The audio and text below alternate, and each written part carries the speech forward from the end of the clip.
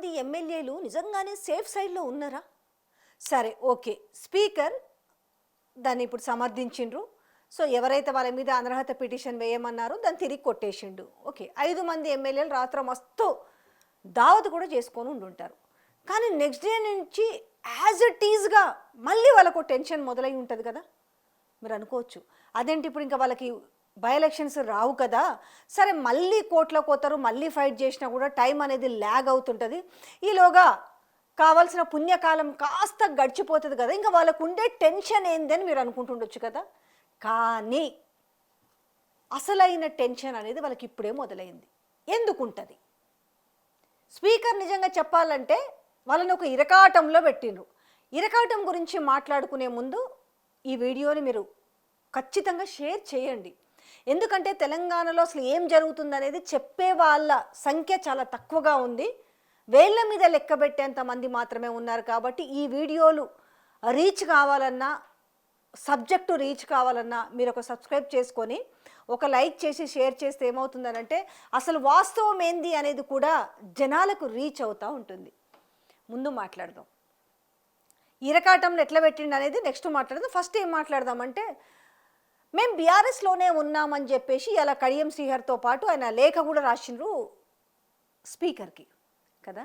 ఈ నిన్న 5 మంది ఎమ్మెల్యేలు కూడా మేము బీఆర్ఎస్లోనే ఉన్నాము, కేవలం మేము కప్పుకున్న కండువా ఇది జాతీయ రంగులున్న కండువా అని చెప్పిండ్రు. దానికి ఆయన బిలీవ్ చేసిండు. ఎవరు? స్పీకర్. నిజంగా స్పీకర్కి ఒక మనసు ఉంటే ఆయన మనసుకు తెలియదా వీళ్ళు బీఆర్ఎస్లో ఉన్నారా, కాంగ్రెస్ పార్టీలో చేరినరా అన్న విషయం ఈరోజు స్పీకర్ తెలియకుండా ఉందా?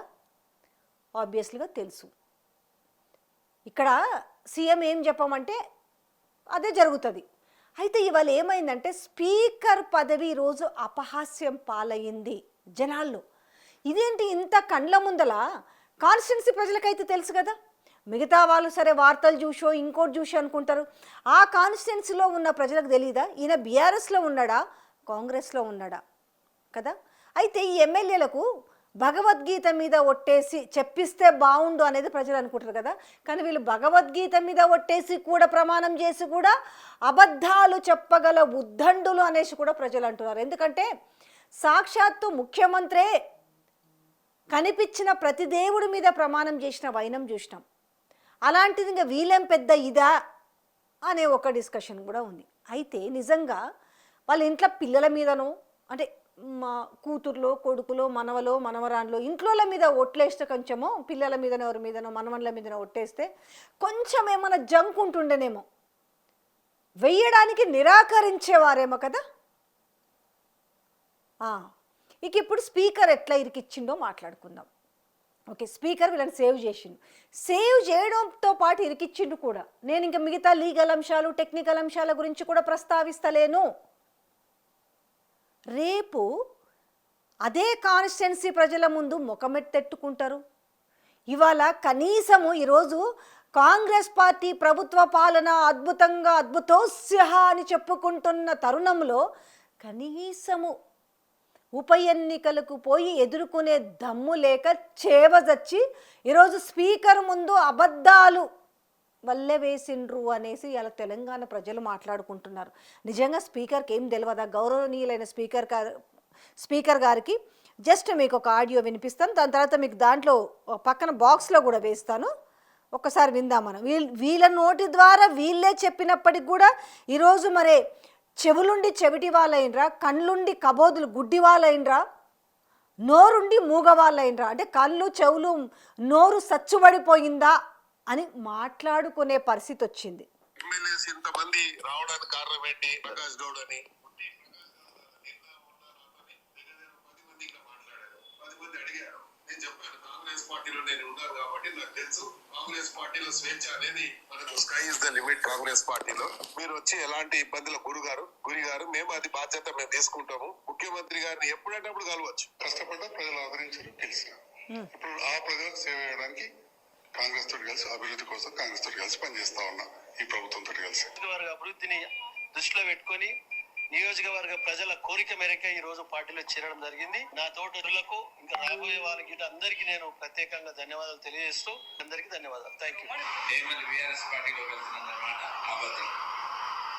ఎందుకంటే ఒక్కసారి నేను డిసిషన్ చేసి భద్రాచలం అభివృద్ధి కొరకు తెల్లం కాంగ్రెస్ పార్టీ అయితే అభివృద్ధి చెందుద్దని ఏదైతే నా గురువు గారు పొంగులేటి శ్రీనివాసరెడ్డి గారి ద్వారా నేను కాంగ్రెస్ పార్టీలో జాయిన్ అయ్యాను. సో వీళ్ళు ఇంకా జాలని చెప్దామా, ఆపుదామా?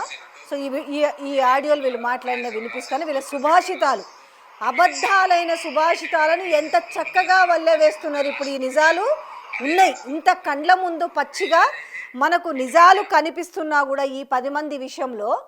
కానీ వాళ్ళ అంటే ఇలా తెలంగాణ ప్రజలు అడుగుతున్నారు, ఇంత గౌరవనీయమైన పదవిలో కూర్చున్న స్పీకర్ గారికి చెవులు వినిపిస్తలేవా, కళ్ళు కనిపిస్తలేవా అని మాట్లాడుతున్నారు.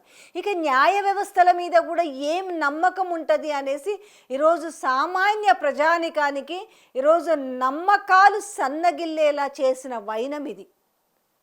ఇక దినదిన గండం 100 ఏళ్ల ఆయుష్ అన్నట్టుగా ఈరోజు కాన్స్టిట్యున్సీ ప్రజల దగ్గరికి ఏ ముఖం పెట్టుకొని ఏ పార్టీలో ఉన్నామని వెళ్తారు? బీఆర్ఎస్లో ఉన్నారా? నిజంగా బీఆర్ఎస్లో ఉన్నామనే వాళ్ళు వాళ్ళ కాన్స్టిట్యున్సీలో వాళ్ళ ఊర్లో బొడ్రాయి ఉంటుంది కదా, సరే మీ పిల్లల మీద ఎట్టేయకపోతే తడి బట్టలతో ఆ బొడ్రాయి దగ్గరికి వెళ్ళేసి ప్రమాణం చేస్తారా? పోనీ నేను అడుగుతలేను, రేపు మిమ్మల్ని మీ కాన్స్టిట్యున్సీ ప్రజలు అడుగుతారట. వాళ్ళ ముందు మీరు వాళ్ళకన్నా సమాధానం చెప్పాలి కదా. సరే స్పీకర్ దగ్గర అబద్ధాలు చెప్పారు, స్పీకర్కి అన్ని తెలిసి కూడా దీన్ని సమర్థించేసి మీరు బీఆర్ఎస్లోనే ఉన్నారు అన్నారు.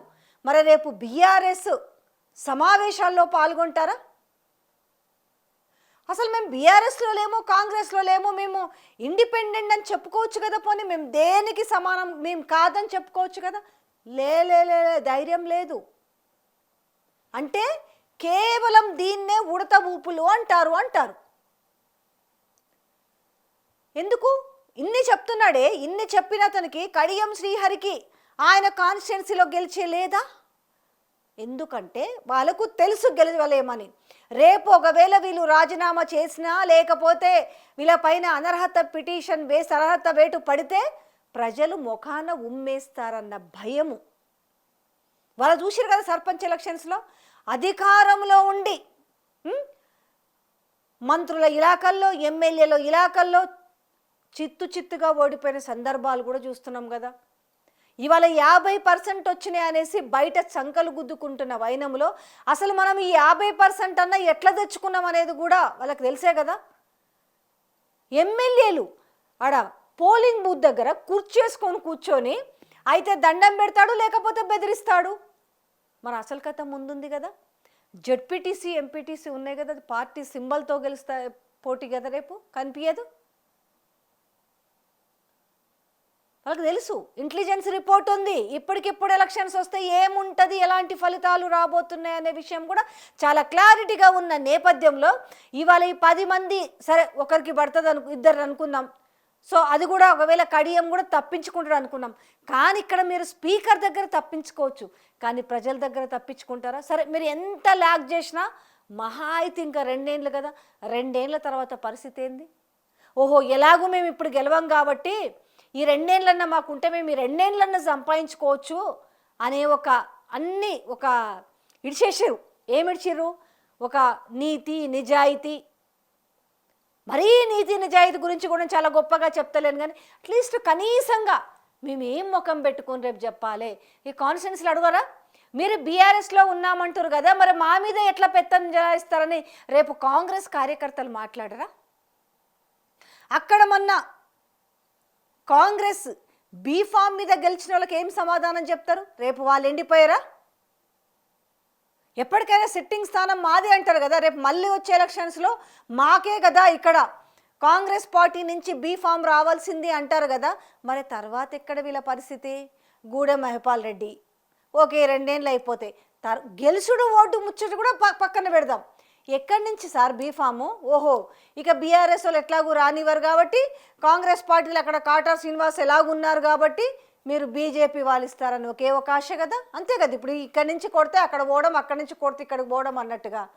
సరే ఓకే 7వ కాడ సీటు సంపాదిస్తారు, కానీ ప్రజల మనసులో సీటు సంపాదించగలుగుతారా? ఇది స్పీకర్ ఇరికిచ్చింది ఏంటంటే నిజంగా అనర్హత వేటు పడి ఉంటే బై ఎలక్షన్కి పోయి ఉంటే గెలుద్దురా ఓడుదురా అనేది అది వేరుంటుండే. కానీ ఇప్పుడు టోటల్గా లాక్ అయిపోయినరు. కాన్స్టిట్యున్సీ ప్రజల దగ్గర రేపటి నుంచి అసలు ఉంటుంది అసలు ముచ్చట. వీళ్ళు కాన్స్టిట్యున్సీకి పోతారా? అసలు పోతే ఏ రకమైన చీత్కారాలు ఉంటాయి, ఏ రకమైన అవమానాలు ఉంటాయి. ఒక్క కార్యకర్తన్న కనీసం ఒక్క కార్యకర్తన్న రేపు మీకు భయపడతారా? మీకు విలువిస్తారా? పచ్చి అబద్ధాలు చెప్పిన నేపథ్యంలో రేపు కాన్స్టిట్యున్సీ ప్రజలకు మీరు రేపు జడ్పీటీసీ ఎంపీటీసీ ఎలక్షన్లకు పోయి రేపు ఎవరికి ఓటు వేయమని చెప్తారు? బీఆర్ఎస్కి చెప్తారా ఓటు వేయమని? మేము బీఆర్ఎస్లోనే ఉన్నాము, మీరు బీఆర్ఎస్ పార్టీకే ఓటు వేయమని చెప్తారా? కదా, కాదు కదా. సో మరి మీ మాటల్ని రేపు మీ కాన్స్టిట్యున్సీలో ప్రజలు ఎట్లా నమ్ముతారు? వీళ్ళు పెద్ద అబద్ధాల కోర్లు, వీళ్ళ మాట మనం నమ్ముడేందనేసి ఇట్లా కరపాకులాగా తీసి వేరే అవతల పారేయరు. ఇది ఇరికించడం అంటే వీళ్ళ పరిస్థితి రేపటి నుంచి. కేవలం వీళ్ళు తప్పించుకుంది ప్రస్తుతానికి ఎమ్మెల్యే పదవి పోకుండా బతుకు జీవుడా అంటారు కదా, ఆ టైప్లో ఒక భిక్ష వాళ్ళకు వచ్చింది. కానీ అసలు కథ ముందుందనే విషయం ఇంకా రేపు వీళ్ళకు తేట తెల్లం అవుతుంది.